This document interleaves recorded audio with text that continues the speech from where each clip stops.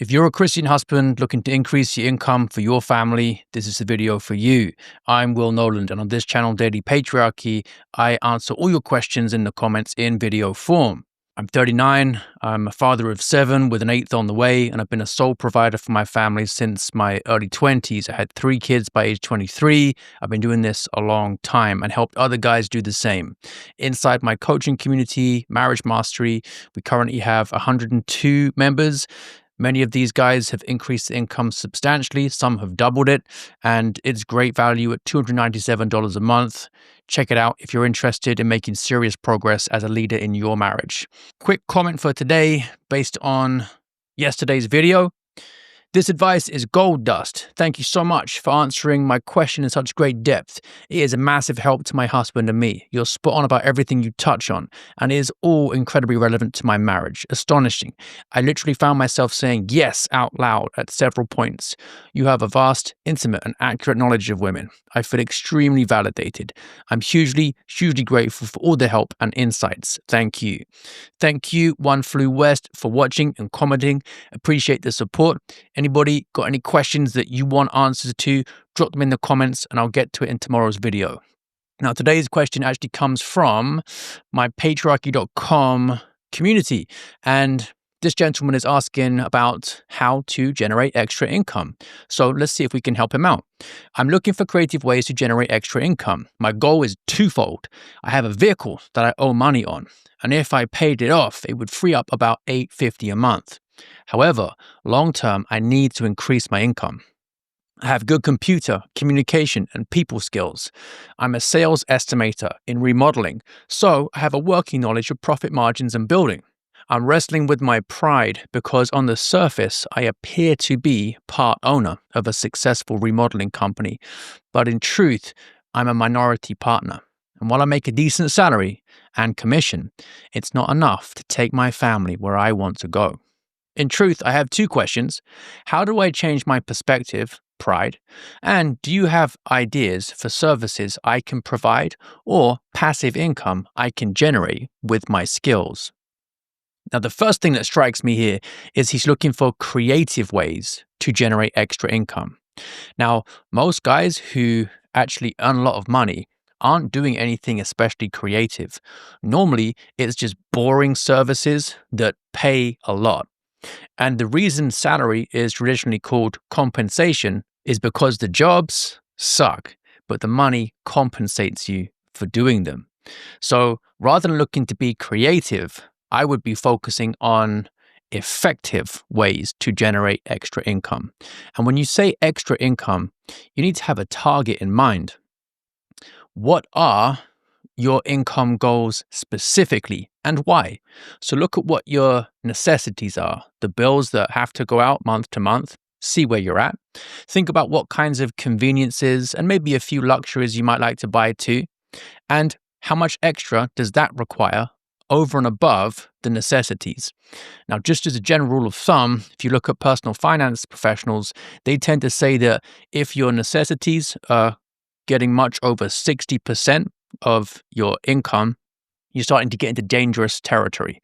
So you want to keep the necessities to around 50 to 60%, and then you can have conveniences from sort of 20 to 30%, and then we want to have some savings on top of that too. So just use that as a general gauge of whether you are trending in a good direction or a bad direction. Now, many people have necessities that have crept way above 60%, in which case your immediate income goal should be to increase your income to make those necessities 60% or under. So figure that out specifically. Then look at what the gap is. What do you need to close? How much extra do you need to close that gap? And then you want to have a look at some of the ways in which guys who do earn the amount you want to earn are bringing that in for their families. If other people are doing it, it's likely that if you acquire the necessary skills, get the experience qualifications, and you go into similar fields, you will also be able to do that, okay? Effective rather than creative. The other thing I'm noticing here is that the vehicle is $850 a month. Now, that's a pretty big car payment, and you really want to keep your car payment to under 10% of your gross income per month. And I don't just mean the actual car payment itself. I mean all the costs associated with running your car: insurance, maintenance, fuel, all of it. Figure out 10% of gross income monthly and keep the car below that. Now, the reason for that is that cars are liabilities, not assets. So they actually keep many people in a very poor financial situation. Minimize car costs and then focus on building instead. You're right, long term, you do need to increase your income. Cutting expenses, although smart, can only take you so far.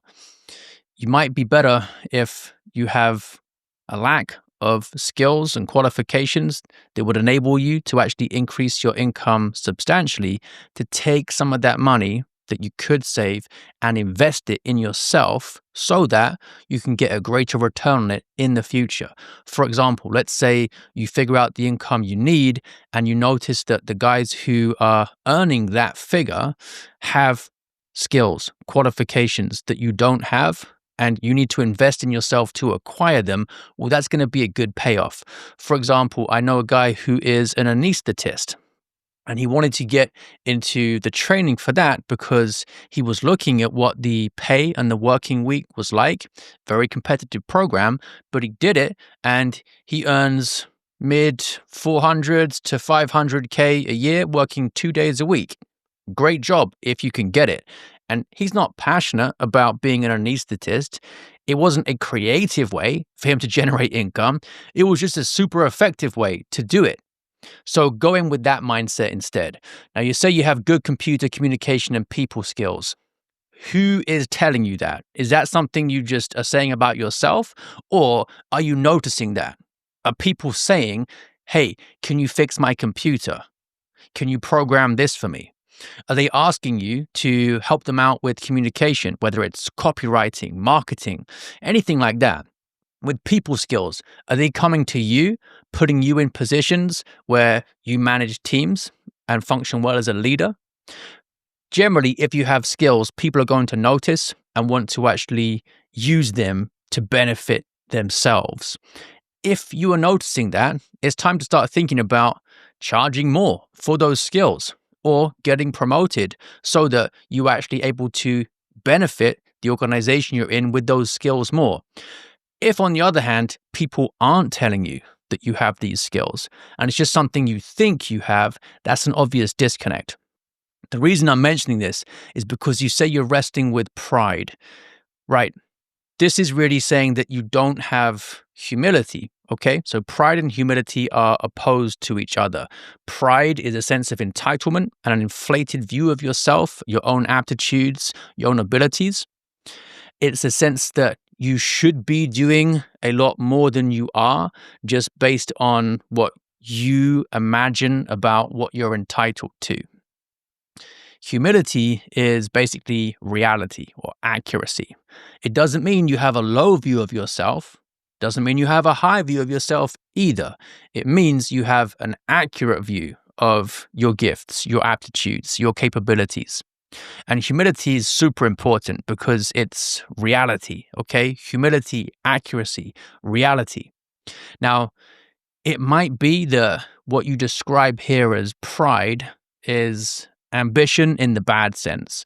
So you aspiring to something in life that is beyond what you have to offer or beyond your station. And it's actually blinding you to the good opportunities that you have around you right now that you should be making the most of, but are turning down because you think you are too good for them and you're entitled to more. So many guys, for example, they think that they need to start an extra business or move out of the field that they are in, whereas actually there are promotion opportunities right there in front of them. Sure, a side hustle can be nice, but don't forget what your main income stream is, because that's actually telling you something about what your main skill set is. So focus on the main income stream.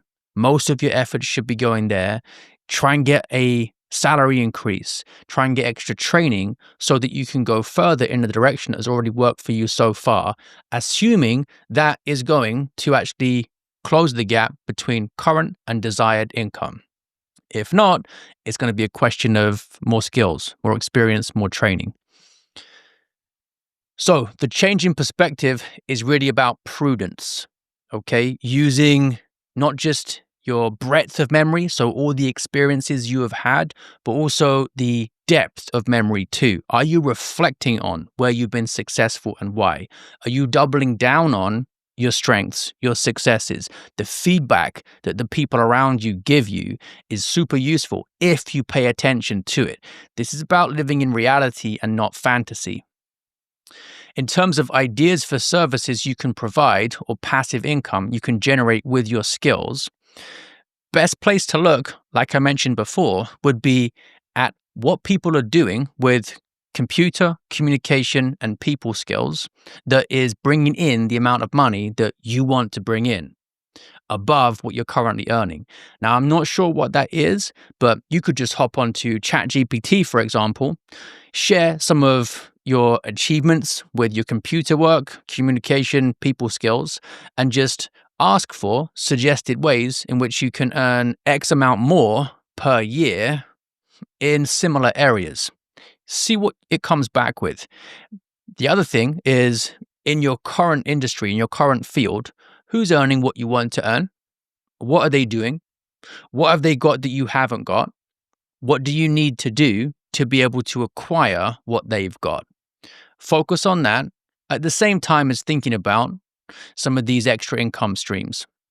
Now, don't forget, this idea of passive income is largely a myth, right? The closest you're going to get to it is just saving your money and building wealth by making it work for you by just passive indexing, investing it in the stock market for a 7 to 8% return, something like that. That's probably the closest you're going to get to a passive income stream. So get this idea of a passive income stream out of your mind. The side hustle that you're thinking of starting, if that's what it is likely going to take far more time and effort than you imagine to be successful. Something like mid 80% of businesses fail due to cash flow problems. Most sole traders don't last longer than a year. This is hard, okay? That's why I'm saying think seriously about ways to make your current income stream more effective. Look for training there first of all. And then rather than trying to start a new thing, if you do find that there's just no way to make the money that you need in your current field, look at what other men are doing to earn the money you want and then go and do the same thing as they are, right? If it's supporting lots of guys, supporting their families, there's likely room for you to do it as well. Let the market show you what there's actually a market for. The other thing, just to get down with specific costs, is here's an example for a guy I was helping out recently laid off from his plumbing job, and he has a family of 8 to support, looking into going into business by himself.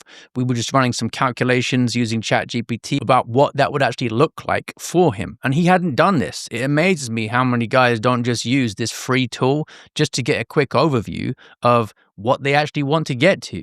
So he figured out, living in California, he wanted around $150K for a moderate lifestyle for his family. So assuming a job ticket size of $450, which is pretty typical for residential service work, we are looking at somewhere between 10 and 15 jobs a week to be able to gross what he needs. Now, he's got a target, okay? We're starting to live in reality, 10 to 15 jobs a week. Then we were running through expenses too. Vehicle, 18, tools, equipment, 6, so on and so on. So we're thinking around 90K for his expenses. So that brought us to net income before taxes, 225 gross, 135 net, 270 gross, 180 net. So thinking about after tax take home, we're looking at around 180 net before tax to hit 126 or so after taxes. So by the end of running some of these really quick calculations, we were looking at around 270 to 300K a year gross to be able to hit his income target. Are there plumbers doing this? Yes, there are. Is there the market for 12 to 13 jobs a week? Yes, there is. Does he understand how to put this plan into practice? Yes, he does. He has the skills, he has the experience, the qualifications. So it's just about execution. He's not trying to be creative, he's trying to be effective. And the fact that there are other businesses doing exactly this shows him that this is something there is a market for. So he just has to go and do it. He doesn't have to worry about thinking of ideas. He just has to go and run a basic, effective plumbing business, hitting 12 to 13 jobs per week on average at $450 per job. Now, having that conversation with him really took a lot of the mental strain off him because it's something he knows how to do. And here is a plan that he just needs to go away and execute on. So that's just an example for one guy. You can do the same with your situation. Don't overcomplicate things. Now, I think this mindset is super important for a lot of guys to implement. And if you'd like to know anything more about some of these practical realities of providing for a large family or anything else to do with marriage and family, just drop your question in the comments and I'll help you out in the video tomorrow. Thanks to your support, this new channel is up to 596 subscribers after 19 videos in. And if you share, subscribe, hit the notification bell, and drop your comments, it helps the channel to grow, help out more guys, and get the message out there because we need more strong families to build strong societies. And that's the goal, and it starts with you as the husband and the father. You might also like to check out my main channel here, Will Knowland, Be Her Leader, currently 18.1k subs with more long-form content to help you out with various aspects of leading in marriage. And also we have our community here, Patriarchy.com, where we have currently 265 members at $9 a month. This is amazing value. You get to network with like-minded men so you can grow in virtue and improve your marriage and family as a result. We cover questions like how to lead without using words, how to navigate arguments, how to uphold boundaries, how to protect and provide emotionally, how to break out of bad habits, how to make her fun and flirty again, how to lead financially, and how to get her in shape, plus anything else that's on your mind. If some of those topics are interesting you at the moment, leave your question in the comments and I'll see you in tomorrow's video. Thanks for watching. Take care.